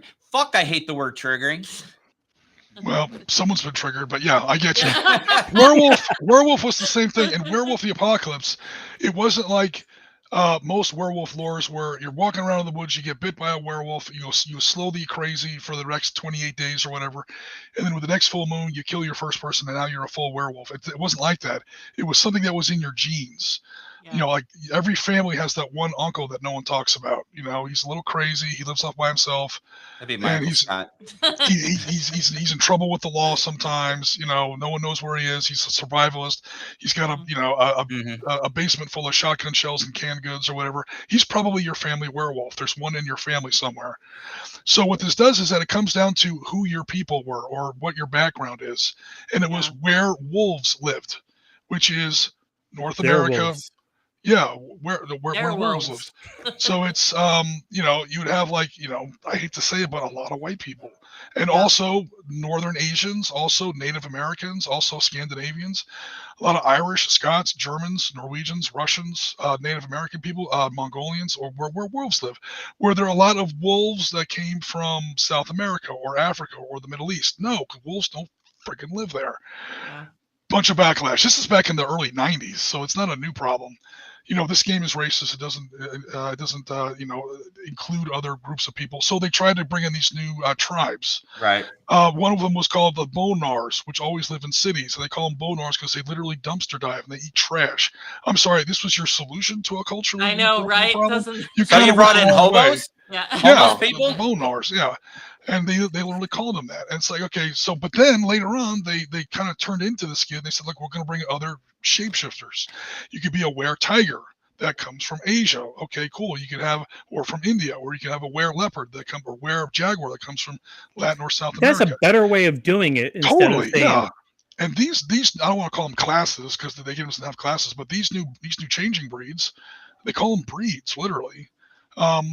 Were absolutely awesome. Like, but no, I mean, I'm not going to play, an Irish Scottish were-tiger. That doesn't make any sense, So they provided new options so that you could, have an inclusive game if that's what you were looking for, without damaging the lore. But now with 5th edition, it's under new management and it's all over the place. So, so to your point earlier, we still play 2nd edition. 2nd edition. So, all right, here we go. This inclusive stuff. Remember, it's a game. It's fantasy. It doesn't exist in the real world. And I'm going to prove it right now. Dawn. Yes. Cast a stone spell. Oh. Cast a stone spell. I guess a fire spell. There you go. There's my fireball. Oh my God, nothing happened because that's fantasy. Yep. Well, with the White Wolf games, it does take place in the real world, so there was a little bit of extra gray area there. It's supposed to deal with real issues. I don't. Jim, I will pay you $1,000 to change into a werewolf right now. Oh, yeah, if I could, I would. Trust me. But again, it's a game, people. Yeah. Relax. Why all these people get all wrapped up in, well, it's not this, and you're not including people. Look, when I want to play a dwarf, I am 5'10". I am not 4'5" and bearded and all that stuff. It's a game. I'm playing something else. When I am playing a Black Powder game and I'm playing the British in Zululand at Rorke's Drift or Isla-Wana, I'm not really there. It's a game. Yeah. People, relax. You're not Zulu? No. Guess what I wasn't playing when I was playing the Waffen SS at Nijmegen? Well, Thank you very much. yeah. I mean, and the thing is, sometimes a lot of these games are so we don't have to. So It's we're trying to escape from reality. Exactly. Yeah. I don't want my reality being forced on my. And that's what people are doing these days. They're forcing reality into games. Yeah. Like you see the people, and I don't want people to take this the wrong way. Like, well, we don't have handicapped people in RPG games. Well, we've had people with one leg or one arm or whatever, right? I don't know. Again, I don't really know a lot of people who, I don't know a lot of people that are like confined to a wheelchair. I don't know if those people really want to play a character confined to a wheelchair in RPG land. Right. I would think that they want to be some guy that can run through the woods or gal and be strong and fight things and not be confined to a wheelchair in a game. I mean, there may be some people that want to do that, and that's fine too. But why are we making reality come into RPG games? I don't know. How do we get off track? Yeah, and especially your dungeons are not ADA compliant. Right? Yeah, there's that too. That'll be the next thing. Right. I swear to Social God. violations all over the place. It's just a nightmare. Wizards of the Coast is going to go to D&D people and say, look, you need to put ramps in these dungeons. Oh my Ramps goodness. and the yellow and black safety tape around all the traps. And then you're gonna High-vis. have Britain come in with health and safety, and you all have to wear orange high-vis vests. Exactly, Jen. Exactly. I know we've talked about this before. Oh, some of Jen's characters were like, we won't talk about them here on the stream. But let's just say, God damn, girls, let's take it down about a notch or two. Yeah. But see, you didn't mind fantasy then, did you, Jim? Oh no! Well, it was werewolves and porcos. Yeah. Oh crap! I don't know how we got off. Oh my goodness, we really went down a rabbit hole. But no, it's so going back to some of the stuff. It's you can't make huge changes without some backlash. Yep. You really can't. The thing that I think with D&D right now, a lot of people aren't buying the new books, is you don't have to. They want us, they don't want, like, okay, I'm in two different groups. We play on Tuesday, and a different group we play on Thursday. And out of those two groups, there's maybe 12 people, right? There's overlap. Out of those two groups, or out of those 12 people, only 2 of us bought the book, right away. Yeah. And the other people are like, sometimes they're kids who can't really afford to get into it, pay for the $50 book, but they want to see what it looks like first. Let's play a little bit of this stuff. It goes back to a point you made earlier, Chris. It's kind of weird that those deep mechanical rules are in the Dungeon Master's Guide. Again, going back to Werewolf, all that stuff like new expanded rules, that was always in the Player's Guide. The Player's Guide would come out first. And then there's some of guide it would come out afterwards, but it was always like one right after the other, like within a month or two. 3 months on the outside. Most of the rule, and I could be way wrong, and I'm probably going to get flamed later because I don't know all the rules, but some of the they'll explain, oh, these are what the conditions mean, right? But some of the other nuances won't come out until the DM's guide comes out. They'll touch on crafting, how you can do crafting, but what the fuck is crafting? I don't know. When you're actually building something. You've played enough games online, you know what crafting is. If you want to take time, I'm going to build a doily with flowers. Crafting? Well, What is no, actually, you'd No, want to like you build build a weapons or fix a weapon or something like that. yeah. You can actually Blacksmithing. yeah. They call Actually, it crafting now. It's probably Yeah, a because- catch-all. yeah, because Uh, if you're a sorcerer, you can get all the things you need, and you can make yourself some low-level potions. So you can actually do that instead of having to go back to town to buy everything. You can It actually almost sounds like a carryover from video games. Like you would like craft a certain little potions bit. together. They're adding something new, and y'all can YouTube it because I'm not going to get deep into it. But there's a thing called bastions where you can have your own little, keep in the game, and you get to run that part. You're the DM of your keep, and you get to make choices and everything. But that'll, if they have, if you have a greenhouse, so if you're one of those people that need the potion stuff. And you know what? Those are optional rules, like everything. So see, he's shaking his head. That just means I'm not portraying it properly. So it's either way, because it's not a main. You're not going from 5th edition to 6th edition. You're going from No, we're laughing at Ben in the Yeah, comments. sorry. Chris. Yeah, okay. you're going from 5th edition to like Second edition. Just play second edition, okay? Just stop right there. Second edition, all Yeah. done. Well, Everything's there's right some there. people, but there's some people that are like that with they won't go past 3.5. Why is anybody playing 3.5? Play second edition. That's all you need. Is 3.5 the one that's Wait, actually? hold on. Was that your William Shatner impersonation? Yes, It it sure is. sounded like. Stop doing that right now. That's pretty good. Yeah. Oh my gosh. What's going on, Damon? How you doing? Yep. Welcome to the dumpster fire known as the SITREP Podcast. Saturday morning podcast. This is a good show. We're actually That's a very we're It is a talking. good show. Yeah. It's a good You did show. say we would stray into other areas, and well, Yep. And we did. as always, yeah. we stray. I mean, with the White Wolf books, it was always okay. You get the basic book, like whatever. We'll say the most common one's probably Vampire the Masquerade. Not my favorite game of the series. but I've it's heard the of one- it. I've never played it, but I've heard It's of it. the one that most people. Function-wise, that series, the best role-playing game ever designed. Full stop. As far as the rule system, whether or not you like the setting or not, that's going to be a different thing. HK Ops is shamelessly stolen off of some of the basic DNA of the White Wolf system, the old White Wolf system. If you can count to 5 and add 2 numbers together, you've got it. The entire character sheet fits on one sheet of paper until you get into a whole bunch of different. Anyway, that's off the topic. But like, say, okay, like to go into like these broader categories of skills, you have 9 basic attributes. How smart you are, 3 versions of that. How sociable you are, 3 versions of that. And how strong you are, 3 versions of that. So physical, mental, and social. And then you have like some basic abilities. So say firearms. Okay, you're good with firearms. Okay, obviously it's going to be dexterity plus firearms to shoot somebody and hit them or whatever. Oh, you're going into a town and you want to sell one of your firearms or buy one of your firearms. You want to see if it's any good before you buy it. Perception plus firearms. You want to sell maybe charisma plus firearms.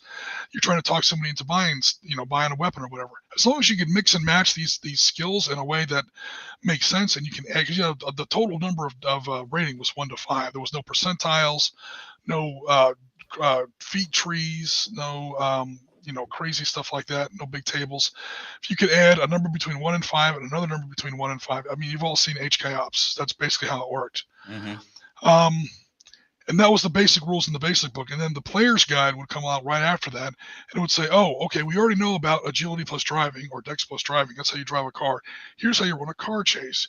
Here's how you do an off-road car chase. Here's how you do, an off-road car chase when your car's been damaged. And, then they brought in those extra little rules. And then the storyteller's guides or storyteller's handbook was just about how to run a game and how to run a chronicle or like a campaign.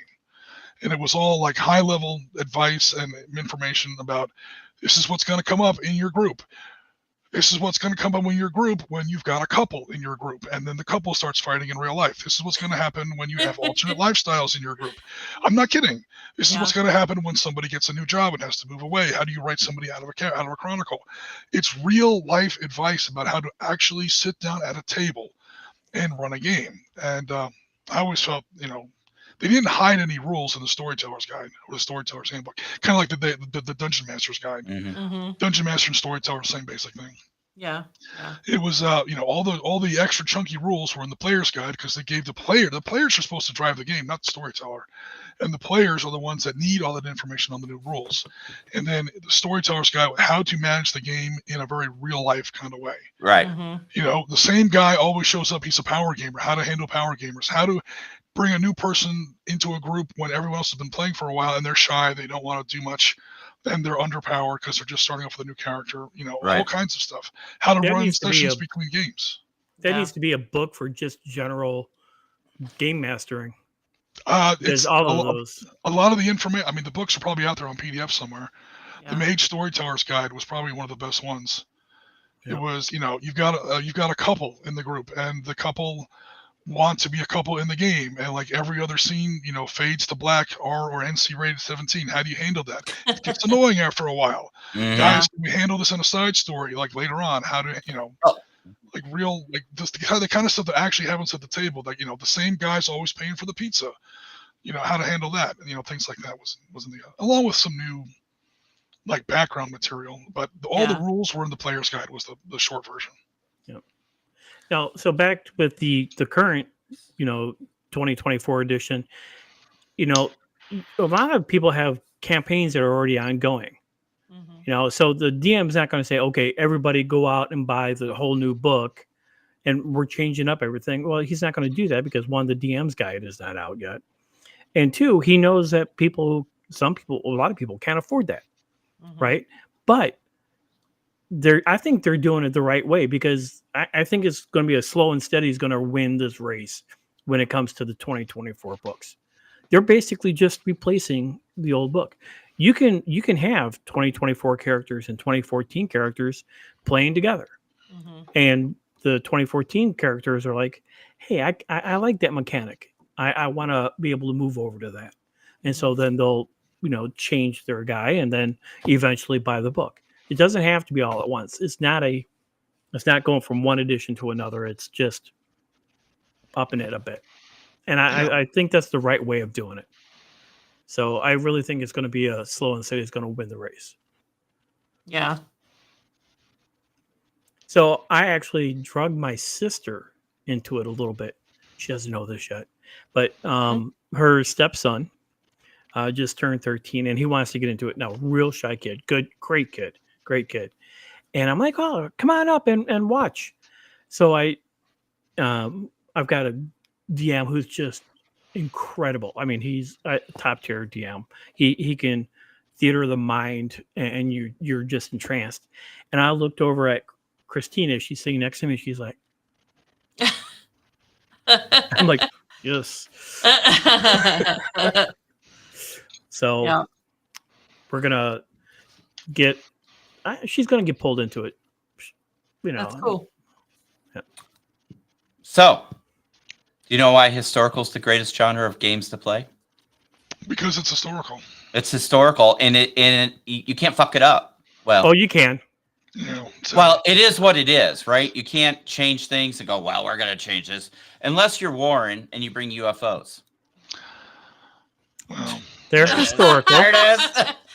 And we're back to the triggering conversation. See, that's... and they're historical. That stuff doesn't bother me. I had this conversation with Justin one time. What the hell was causing it? Reichbusters. When Reichbusters first came out. Yeah. Like, we're not going to talk about Reichbusters when you're on the stream, Oriskany Jim, because I know it's going to set you off. I'm like, that kind of shit doesn't piss me off. Because it like the Indiana Jones effect, I call it. It completely jumps over that canyon to where it's not trying to be serious. There were no werewolves or zombies or, Antarctic guerrilla shock troops in, World War II. You're clearly in weird World War II. You're in pulp. Mm-hmm. It's fine. The kind of stuff that gets me going is when, somebody has Panthers where there should be Mark IVs It's like you just didn't do your research, buddy. On XYZ battle or whatever. Well, Where it's actually, close they enough. could do that. But how would these Mark IVs or Panthers change the battle if they were there? Well, huge, because they're much better tanks. I mean, But what I'm getting if you're at doing is, it in that context, Chris, yes. But if you're playing the battle, if you're ignorant, is not good. But if you're doing it on purpose, it's okay. well, yes. well, yeah, because you're completely. Because you're doing an educated what if, right? Not everybody's got the knowledge, and maybe they just don't know. But if you're going to play historical, that's part of the hobby. And historical is at least being open to learning about it. correct. Yeah. Oh, yeah. So so prime example, North Africa. If I was playing Rommel and I had nothing but tigers, Jim would seize and flop on the ground because I'm running tigers through the desert, which there weren't any.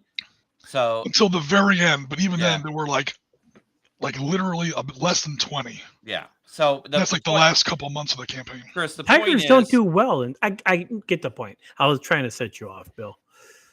I was trying to trigger you. No, but sometimes it's. I know. That's why I said it. There's like some people don't like the word moist. But, I mean, there's one thing about, hey, let's just play a battle. You get some tanks, I'll get some tanks.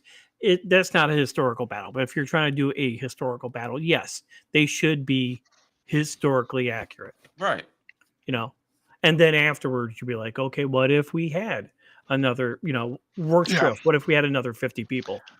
Correct. That's set up in advance, which, and even then, now you're in alternate history. Yeah. Gettysburg, if Jackson was still alive, that's a famous one from, I don't have the box set anymore. The old Avalon Hill, Gettysburg, they give you an alternate scenario. Yeah. What if Jackson was still alive? He then died 2 months before Chancellorsville. The biggest difference there isn't Jackson, believe it or not. It's that the Army of Northern Virginia is still organized only in 2 corps, not 3. Which actually does make a big difference in how that battle unfolds. But the point is, Chris, you can play a game any way you want, but when you're playing historical games, you have to have some, for lack of a better word, respect to the. Yes, I know. I was trying to push your button there. Yeah, well, it is what it is. So that's why you have fantasy and sci-fi and weird and all that other stuff. Or even like Pulp, World War 2.5 was completely wrong. I mean, but it was billed that as up front. Yeah. Yeah. Anyway, all right. Well, guys, it's been a hell of a show. Yeah, it has. Damon, I did not know you had multiple personalities. So he's been stalking us, Jim, as Nomad 11. Oh yeah. 6. Yep. I actually did know that. I forgot though. Yeah. So, tell us what you think about what would be the ideal, perfect 2-player starter set for you. I mean, we didn't even look at assembled and We painted. didn't even say that, Chris. What were we thinking? Yeah. You guys mentioned different assembled plastics. and painted. We saw a Blood and Plunder starter set over here. And that one's pretty complete. And some other ones. Is that painted? No. It's still in the box. It looks pretty. Gaz isn't here yet. We talked about this. Why do you think he comes over for 2 weeks? You think it's for fun? No, we lock him in a room and say paint. And I'll give you tea once in a while. So, but thank you guys very much. Tomorrow's programming is going to be a compilation of Autumn Wars. Marty's out there this afternoon. He was out there yesterday, set up our booth, and he's filming a whole bunch of stuff. I'll edit it tonight. We'll upload it. So you'll have a bird's eye view or a Marty view of what's going on over in Autumn Wars, which is mostly historical stuff. Flying squirrel. What's that? Flying squirrel. Flying squirrel. This is call sign. Oh, okay. Well, flying squirrel. So we'll check out Autumn Wars, and I think there's outside of historical, I think there's still a couple other things going on, but it's mostly historical. I'm going to try and get some pictures uploaded to our Facebook page from Matt from Dragonfall. See how that's going. And also Essen's going on this week. Yep. Essen Spiel. It's going on this weekend as well. So that's the largest gaming convention in the world. And that's out in Essen, Germany. So never heard of it. What? No, I've heard of Essen, Germany. I haven't heard I of was going to say Germany or Yeah, no. Spiel? Essen Spiel. Yeah. It is huge. It makes Yeah, Gen Con if you look think small. Gen Con is a ginormous convention, Essen is, Yeah. I didn't realize it was Oh, that really? big, but yeah. Oh yeah, it's Damn. huge. yeah, Yeah, Well, so we'll have to go sometime. yeah, we'll go. right? hmm Northern Germany. Yep. But we gotta go to New Zealand now. Yep. Yep. Let's do that first. Okay. Anyway, guys, we're gonna click on out, and you guys have a great week of gaming and whatever else y'all hobbying up to. And make sure you like, subscribe, share these videos, and help us hit that 2,000 mark. Mhm. We are so close, man. You I know for a lot of people, 2,000 subscribers is nothing, but for us, it's something. Absolutely. Hey, The since you were steam train, it talking- keeps on chugging. What's that? since you were talking marketing before, Yes. why was there no plug for what you need? Oh, I have to work on an actual thing for it, but we'll get there. So much to do, so little time. Yeah, you know what? Because I don't have enough to do, I'm actually starting school Monday. It's true. Yep, going to nurse Sure. practitioner school starting Monday. There you go. Oh. Well, Yeah, call me sometime when you have no class. but all right. On that disappointing note, we are going to head on out. Bye, Bye everybody. bye. Bye, everyone.